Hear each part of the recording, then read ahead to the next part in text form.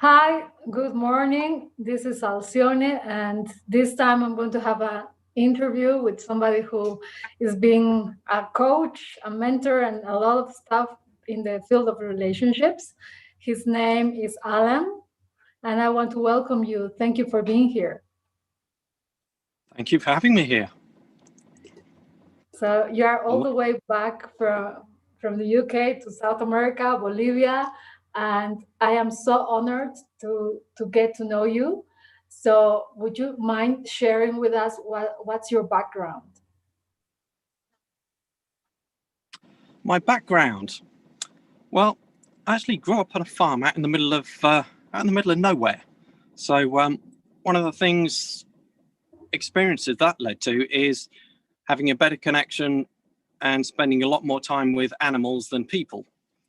So when I started going to towns and bigger schools and stuff, and I'm like, oh, what's going on here? There's too many people. So I didn't really enjoy the school experience or the people experience for a while. So unfortunately, our family farm sold when I was 13 years old. So all my goals, dreams, ambitions, my future, my identity, if you like, everything got sold with it. And it's like, nobody cares about me, which of course wasn't true, but that's what it felt like at the time. So also growing up through high school, I was pretty much the only farmer's son in the school. And I was one of the only lads with hair down there and wearing all the leather and black denim outside of school and all that kind of thing. So I didn't really fit in at all.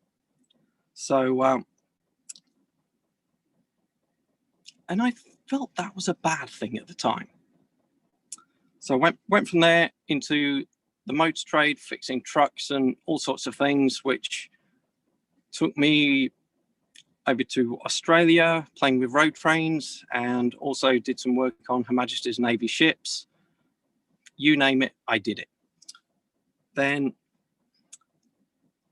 along that time, I got introduced to personal development through a network marketing company. Initially, I said, I'm not interested in any of that. So I listened to a few tapes and I thought, I felt kind of good afterwards. So I listened to a few more and a few more. So, but I'm not reading any books. That's like school. I'm not going there. And I found myself when I was around my 19, 20, having thoughts about taking my own life. Luckily, I didn't. There was a lyric to a song that actually hit me in that moment. So I thought, oh, maybe I better sort my life out a little bit. So I read a couple of books. I can't remember what they were now. And thought, okay, I'm all good now. And carried on with life as you do. And then a few years later, I felt myself going down that same path again. And that scared me. It's like, now what? What can I do? So I went to the careers office and said, have you got any information on fixing boats in Barbados or something like that? Because I need to escape. I need to do something very, very different to what I'm doing. And they said, well, no, we've not got any of that, but here's some information on Australia. That'll do. That's as far away from my problems as I can get. So off I went, scared to death. And everyone else thought, oh, he's going out for an adventure. It's like, no, I'm running away from my problems, but I'm too scared to tell anybody. So when I got there, for the first week, it's like, what is this traveling thing all about? And I didn't meet any friends. I didn't get to know anybody. And before I went, my friends that had been traveling before said, everyone's in the same boat. You just meet loads of friends staying in all these hostels, and I didn't meet any. So I thought that was kind of weird. And then I changed location to a place called Surfers Paradise. So there's a lot more nightclubs there. You've got the beach there. You've got all sorts of different things, and a different hostel with younger people, friendlier people, and mutual respect and things in common. So I hung around there for a couple of weeks and watched my bank balance do that, as I did. Though throughout that trip, one of the things I noticed was firstly that everything I ran away from was in Australia too. That was a problem. You see, I know now that my problems followed me because I took myself and I with me. It took you a long time to realize that, right? It did, And, yes. And then I thought, okay, so if my problems follow me, maybe I need to do something about me. And I was in a bookstore one day, and one of the things I really struggled with was dating and girls and women. So I had heaps of beliefs that really didn't help.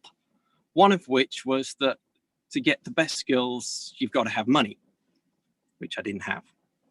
Okay, there's this book on the shelf called Rich Dad, Poor Dad. I'll read that one then. So I read Rich Dad, Poor Dad and thought, okay, yeah, that all makes sense. Looking at money in a very different way.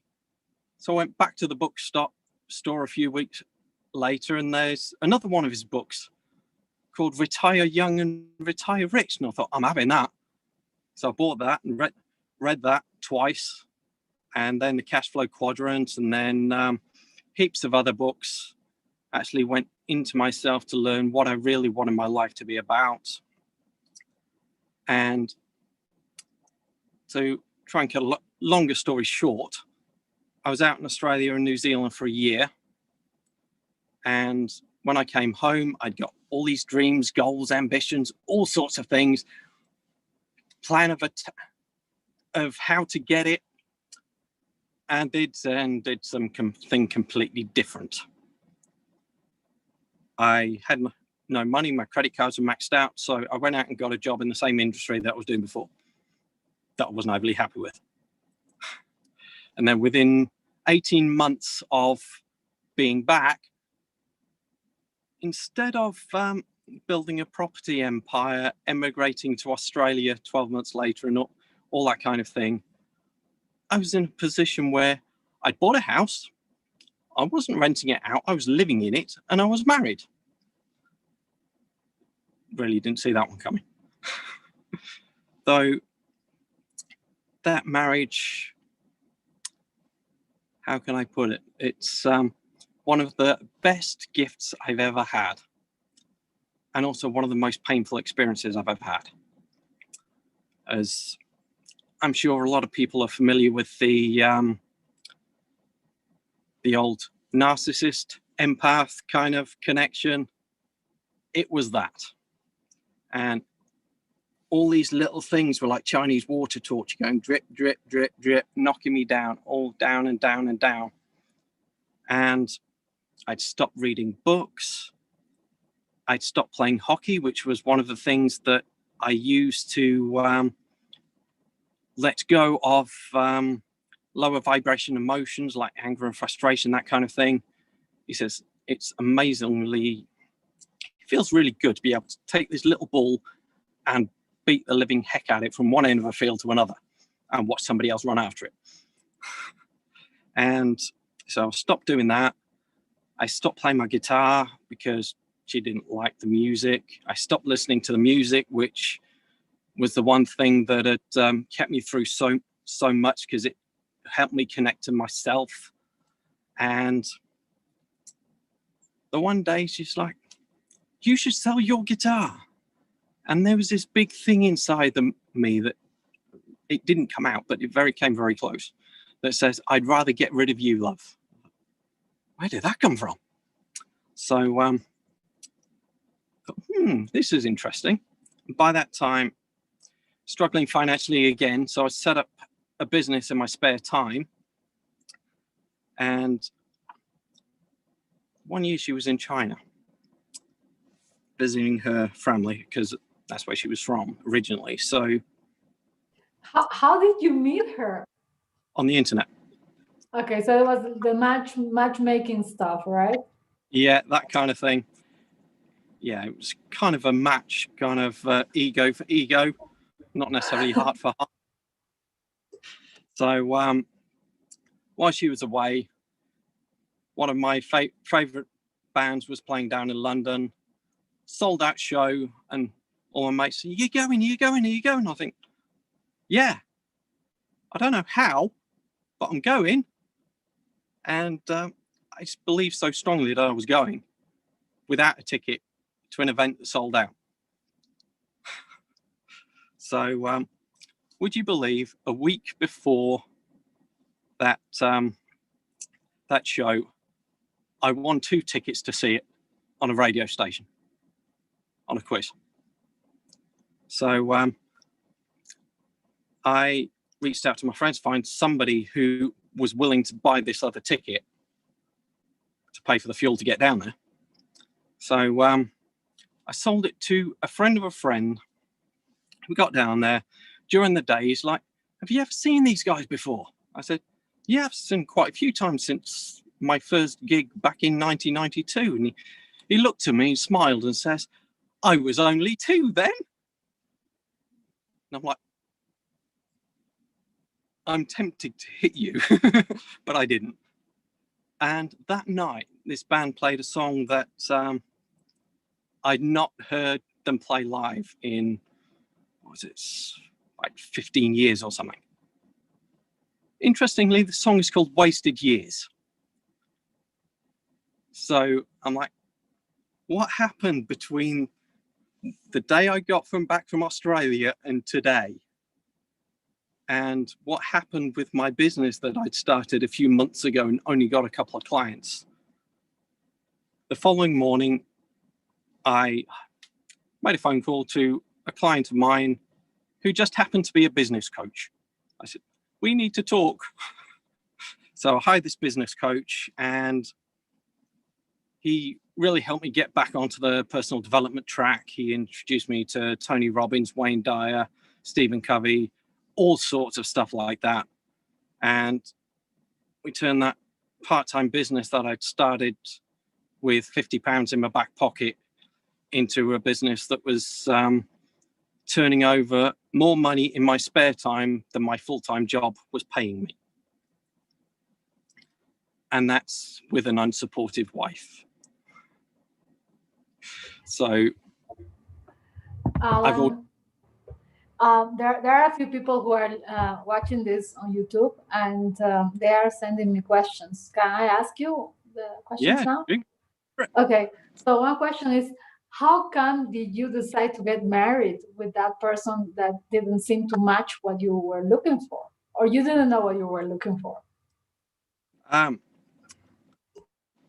I kind of had a clue what I was looking for, but because of where I was at emotionally and mentally at that time, it was like female, pulse, reasonably attractive, interested in me. And that's kind of where it stopped. So the discussions on the internet were getting to know each other were quite vague, not that deep. It's like, as far as future family went, it was, do you want kids? Yes. How many? 2. Same here. Perfect. Nothing about how we're going to raise them, the differences in the cultures and anything else. So, and during the time that we were dating, she was studying in Brussels, which is only an hour's flight from me. So she'd have a weekend over here, I'd have a weekend over there. And after a while, I was like, we're not going to get to know each other any better, just a weekend here and there. So we looked at the possibilities, and for her to come over here, she either had to get a study visa, which she couldn't get, or a fiance visa.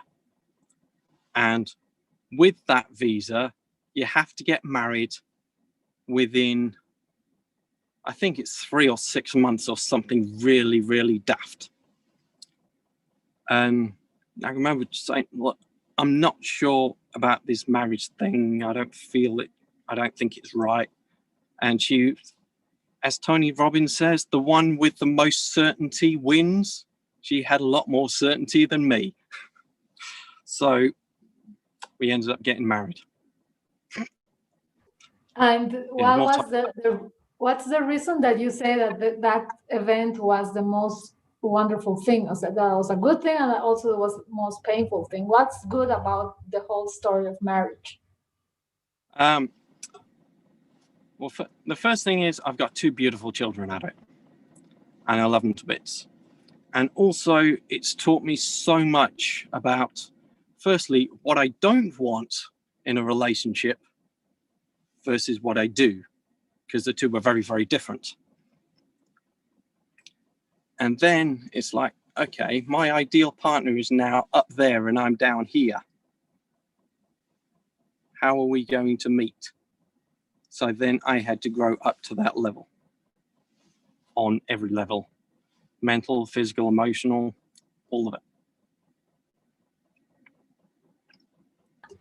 They also, I think it's a very important thing to talk about the idea that many people do, also South America, I think everywhere, right? That you want to marry somebody who's really far abroad without knowing much, because you did that story. What are the things that you suggest people before they fall in total love and then they want to marry? What do they have to look for? The first thing I would be looking at is why a person the other side of the world. And one of the reasons I find from a lot of the women that I've spoken to over the years, both before and after, is they have an illusion, a lot of which comes from movies, of what the people or the men in that country are like. And some will be like that, some won't. And it's like when I've been out to China, that there are a lot of like people living on the street and beggars and stuff, and people going through a really hard time that look at you and just think, foreigner, Western man, must have money. Unfortunately, what we earn over here is relative to what it costs to live, and same in Australia and America and everywhere else. Especially if you have a job, which stands for just over broke, because that's where it kind of keeps you. Sadly, they don't tell you that in school. They just tell you you need one.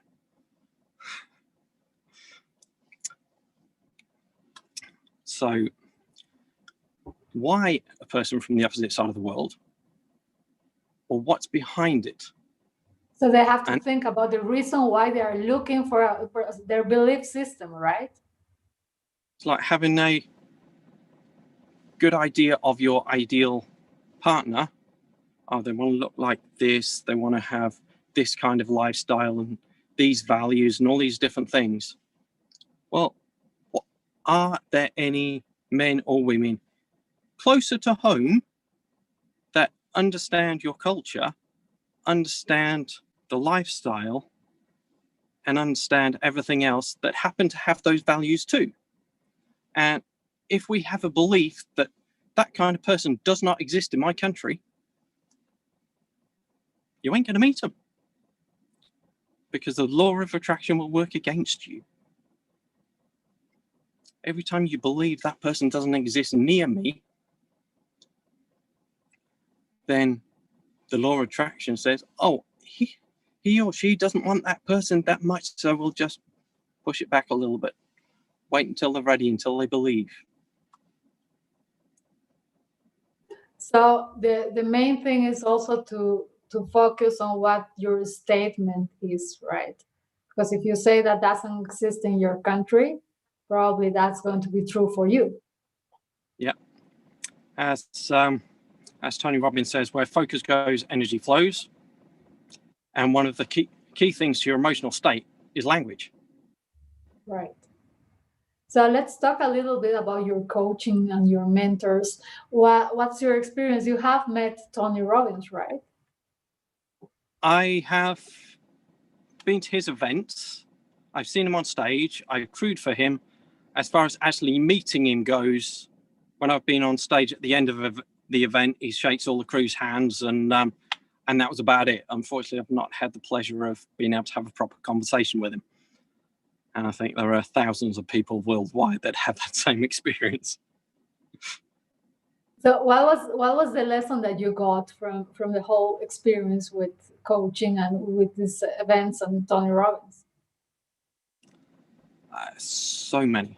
It's less easy to pick one or two, but in terms of me being coached, I found that a lot of the stuff in there was BS. Now, that could stand for belief systems, or it could stand for something else. I'll leave that entirely up to your choice. And for me, being the coach, it's about how it feels to make a positive impact in somebody else's life and to see them grow and achieve their dreams. Yeah, and that's what you're doing now, right? You are working specialized on whatever type of love you have in your, and we have been facing a lot of problems during this year because of COVID. So the topic that we chose is confusion and chaos. What do you have to say about that? Well, sometimes confusion comes just before the breakthrough. So sometimes we'll look at ourselves and think, I'm breaking down. Maybe you're just breaking through something that's been holding you back for a very long time. And if some of the people are willing to play along with something while they're watching this live or on a replay, little tool I find to be very, very useful. So if you can get a piece of paper around A4 size and a pen, and what I like to do is just get a picture of your hand and draw around it. And what we're going to do with that hand is, on the outside of the hand, write down all of the stuff that's going on in your world, in your household, in your business, in your job, wherever it is. If it's outside of your control, put it outside of the hand. And if you feel it's inside of your control, put it in the hand. Be interesting to see what some of the people believe is in their control versus out. As the way things are at the moment, especially when a lot of countries and places are locked down and can't go anywhere, it feels like a prison,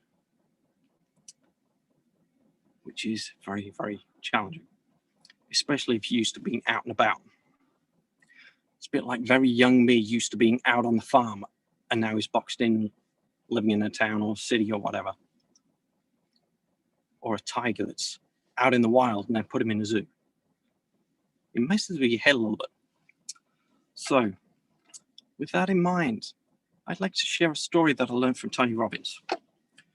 A guy called Jerry Coffey, one of the Top Gun fighter pilots that got shot down in Vietnam, along with 3 of his friends. One died in the crash. One committed suicide in the camp. One, when he went back home, ends up in a mental health hospital for the rest of his life. Jerry Coffey, on the other hand, said, okay, I'm here for a long time. I can't go anywhere. I can't do anything. I'm getting beat every day. I've only got this little walkway to walk and sleep in, and a hole at the end for a toilet. What does this mean? Well, if this means that my life is over, then it is. So he says, how can I use this? And he used that time to go back over every day of his life and say, how could I have done that differently? And relived every day while he was in captivity. By the time he got out, he had more freedom whilst in that cage than his captors did. And that's all because of how he used his mind and how he chose to feel. And any one of us in this lockdown can do the same thing. And also, when we're working from a higher vibration and feeling better about ourselves, even if we can't do anything about the world out there, we can do things about what happens within us. As Dr. Wayne Dyer says, you want in the outside world to change the inside world. Can't do anything about lockdown, but I can do something about me. And where I live right now, through my own choice more than anything else, because I've done away with the house and all that kind of thing, I live free. I live in my van, but I've still got to stay locked down. So my van is my house, my bed, my office. And in terms of walking within my house, I have 1, 2, 3, 4, about 6 steps from one end to the other. And I have more freedom than most people that are living in the houses around me. That is amazing. Wow. Now that's a living example of what you are teaching, right? You don't need to be in a big place, because if you are, maybe you feel locked or you feel like in prison, as you say. What if you do the exercise and some people say, I have nothing under my control, everything is outside? How do they change that belief?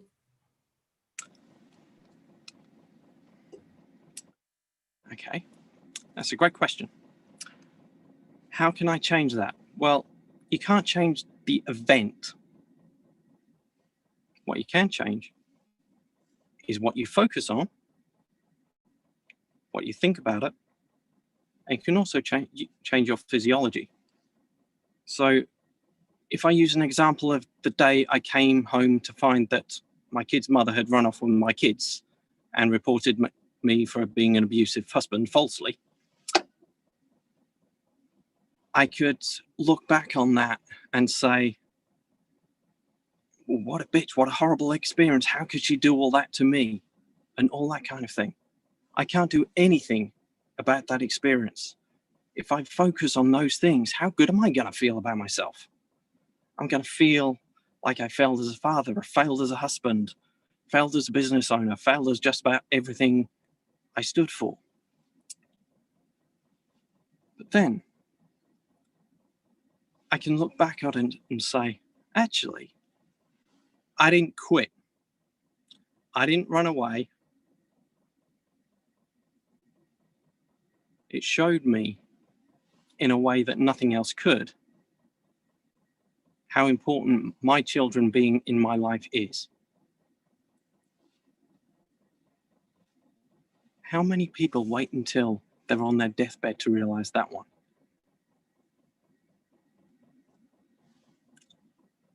Painful lesson, or painful test, if you like, but beautiful lesson. I can't change the event. I can't change the outside world, but I can change my thoughts.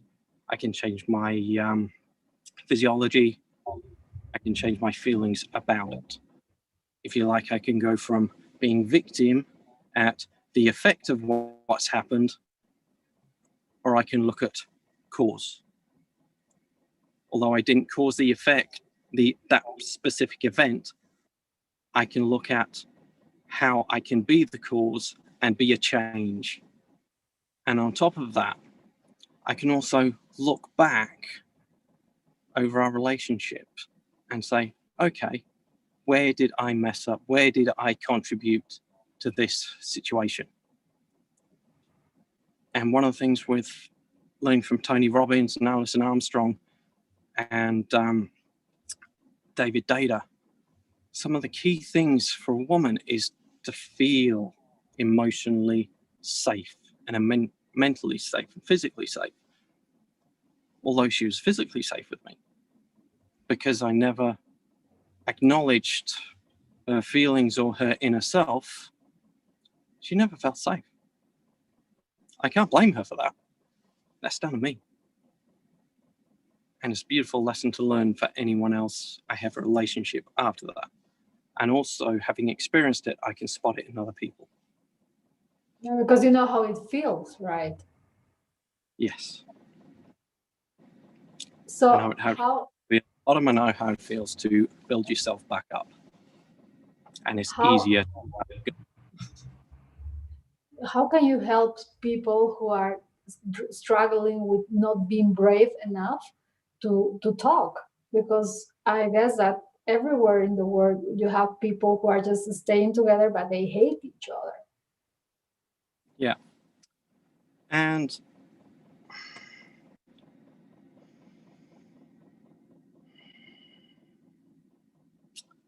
one of the things it takes to talk in those situations is vulnerability. And for me personally, I've connected with more people by me being willing to be vulnerable than me standing here saying, I'm not talking unless you do. And the ego comes out, builds up a force field to protect me so I don't get hurt. That same force field stops love getting out, and it stops love getting in. And when both sides have built up that force field around themselves, their hearts want to connect. And their egos are saying, I'm only going to connect if it looks, feels, sounds like this. You've got to meet these conditions before I'm willing to be vulnerable. And what I find a lot of the time is contrary to what a lot of the Western cultural training, conditioning, if you like, to man up, not show your emotions, bury it, suppress it, hide it, be focused, go for your goals, and all this, that, and the other. That has its place, but it sure as hell has no place when you really want to connect on a heart level. So something I picked up from David Data when it's talking about connection is if you've got two people that are struggling to connect, don't talk to start with. Sit down opposite each other, cross-legged, and focus on each other's left eye. And when you feel your partner's presence within you at a level between 7 and 10 out of 10, when you both feel you're in that space of connection, talk from there. That 7 is a magic number. So I would actually say all of us as people and couples need to do that more often. Connect on a deeper level. So if we go to that place of connection between 7 out of 10 and 10 out of 10 to connect, that way our hearts are connecting and we're talking from a place of love. And if you feel that presence dropping, it's okay. Just raise your hand and say, hey, I'm losing you a bit. Come back to me. Come back to me. And when they come back, start talking again. So what if we resolved all conflicts from that place? What if we made love from that place? What if we talked about our dreams and goals and futures from that place? How would that be? Can you do that in the middle of lockdown? Absolutely. You can't work on the outside world, but you can work on the inside world. The only thing I will say on that depth of connecting on that level is both sides have got to be willing, without prejudging. And for the guys that are watching, if you are not seeing eye to eye with your partner, take the lead, connect, listen. No fixing, no solutions. Just listen, let her emotions flow. It may feel like you're in the middle of a thunderstorm and a hurricane, yet that lighthouse on the rocks stands strong. That's what you need to do. And let all the wind, all the waves, let it brush past. That's a beautiful message. And I think that to connect, what are the books you recommend or people that they can look? Because now we have internet and I think they can start searching. What are your advices on books and mentors? Tony Robbins is always a great start. When it comes to women wanting to have a better understanding of Alison Armstrong, Keys to the Kingdom and Queen's Code. It's a beautiful one. And when it comes to the guys, one of the great starting points is The Way of the Superior Man by David Data.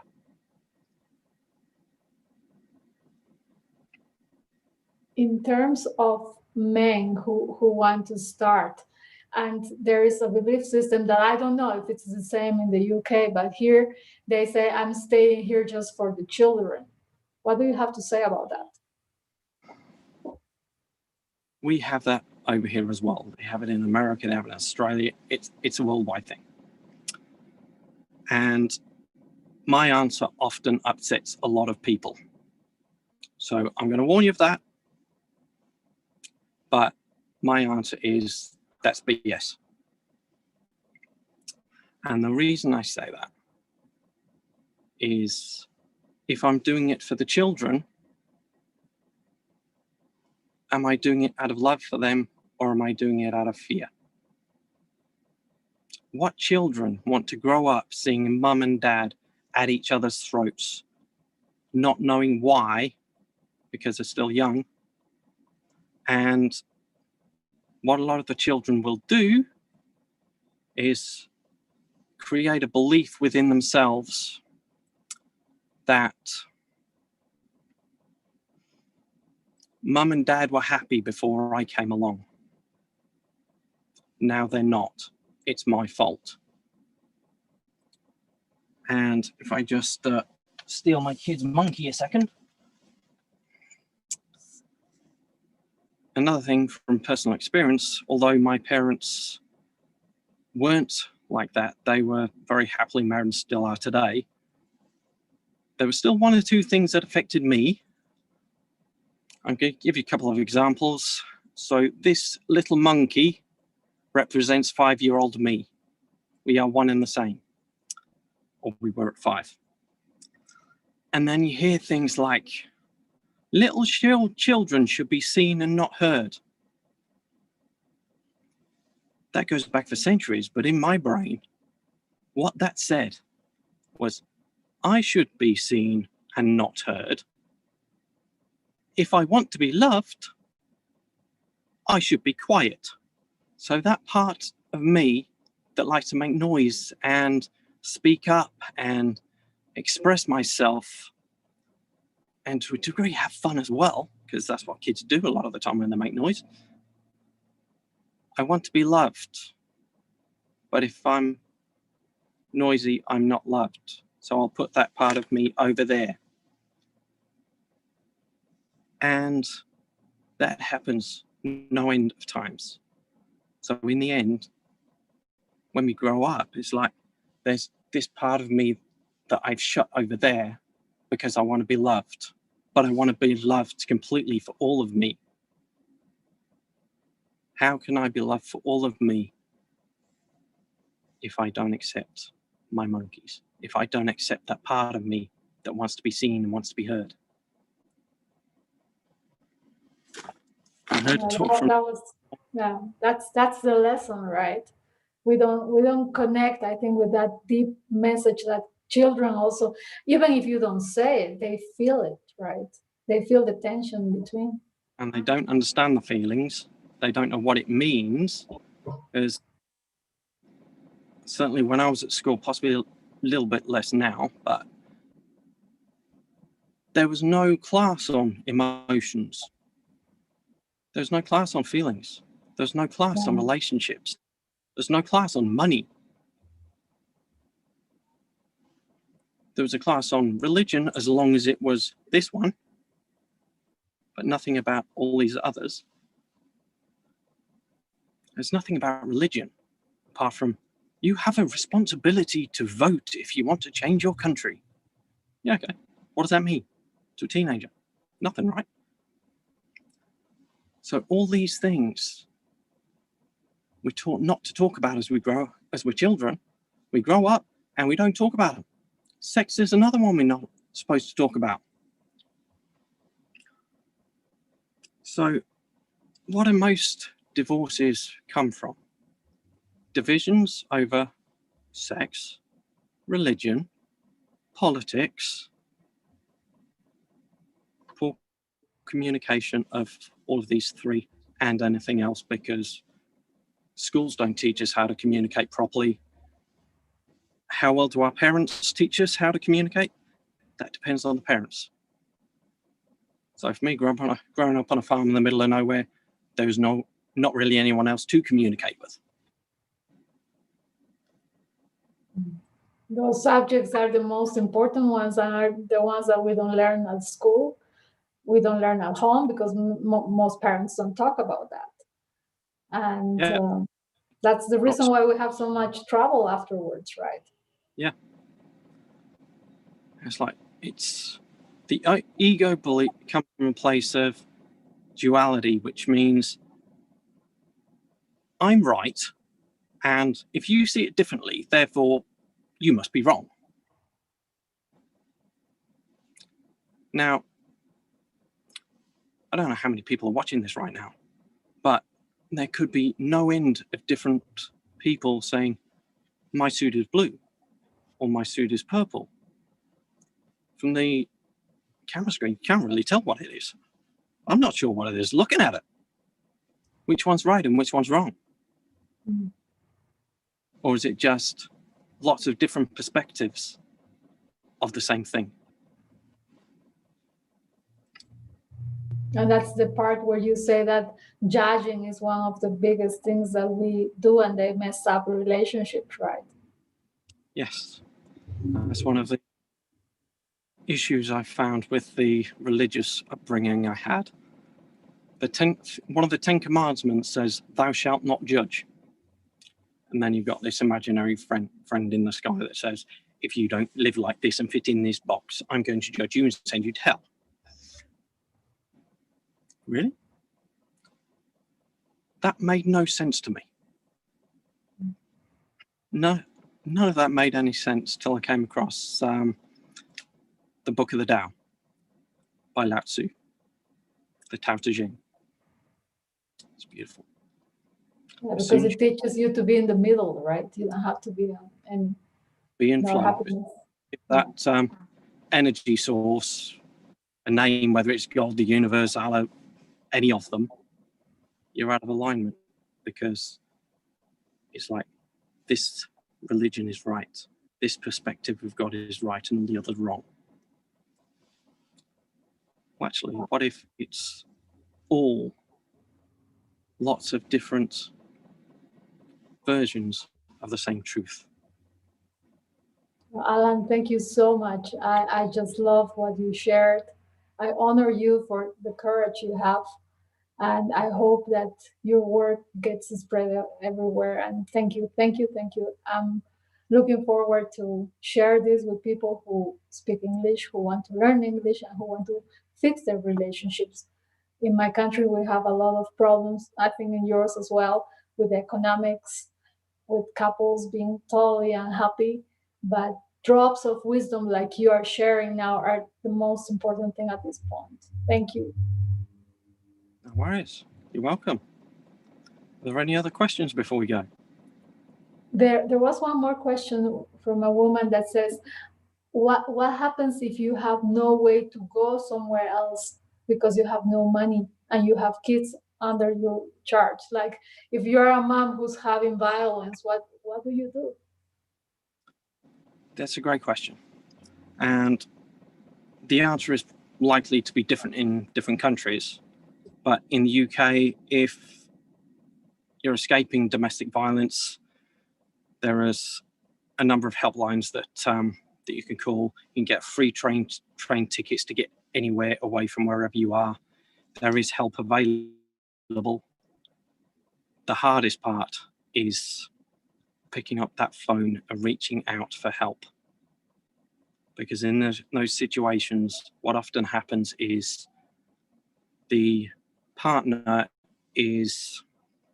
behaves one way behind closed doors, and out with friends and family, total saint. So try talking to your friends about it. Nah, he wouldn't do anything. She wouldn't do anything like that. Most of my friends were blown away when I told them about my story. And so if anyone is in that position and scared to ring up the phone, to ring up and ask for help, one thing I would suggest is use the physiology of your body first. Stand with your legs shoulder width apart, your shoulders back, hands on your hips, and imagine that you're wearing that superhero suit, whether it's Wonder Woman, Supergirl, Superman, Peter Pan. Stand in that position with your head up. And just that physiology, your confidence will raise. And on top of that, even if you don't feel like smiling, you can put a pen in your mouth like that, stick your head up so nobody can see you, even though you're probably on your own when you do it, and it's okay. And just think about that. Try and think of that thing that's really annoying you or upsetting you. You won't be able to because your physiology and your body conditioning in that moment will be too strong. And then you pick up that phone. And if you're too scared the first time, do that every single day until you've got that courage. Okay. We have one more question. Is it okay? Yeah. Okay, Gonzalo from YouTube is asking, I'm happily married. What's the best for kids, together or apart? What will the results be on their lives when parents do not want to be together, but are forced to stay? So what's the version for kids, for children? Children is always a challenging one.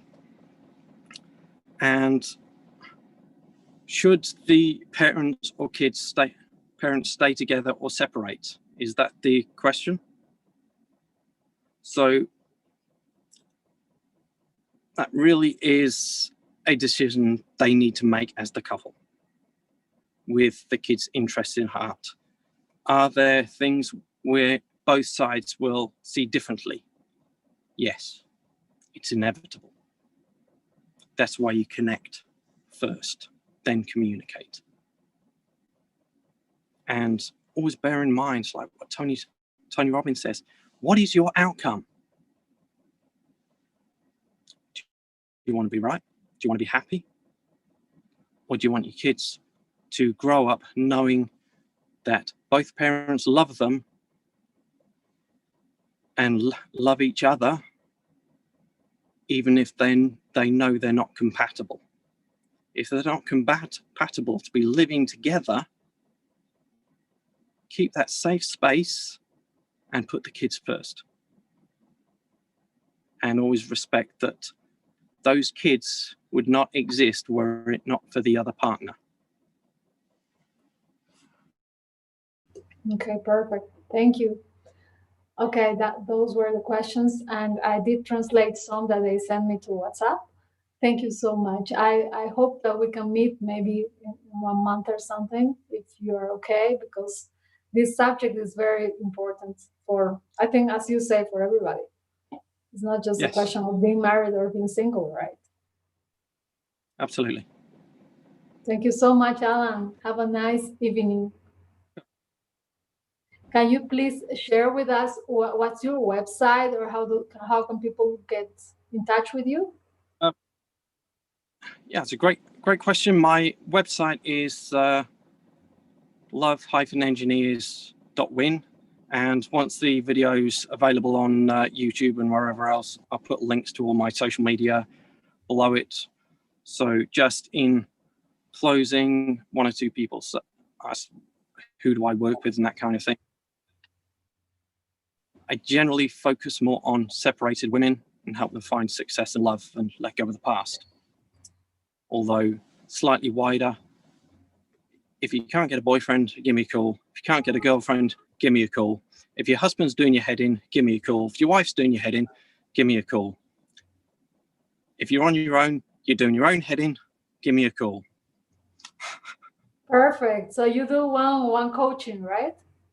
One-on-one, and due to the financial situation and whatever else, I'm putting us on some group things over the next 12 months, because what I found from my own experience is when I've had like 30, 40 years of stuff build up in there, it doesn't disappear overnight.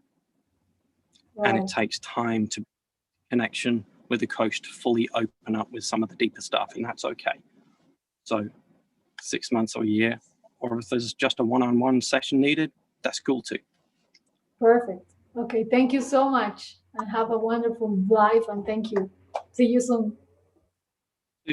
Yes, you will.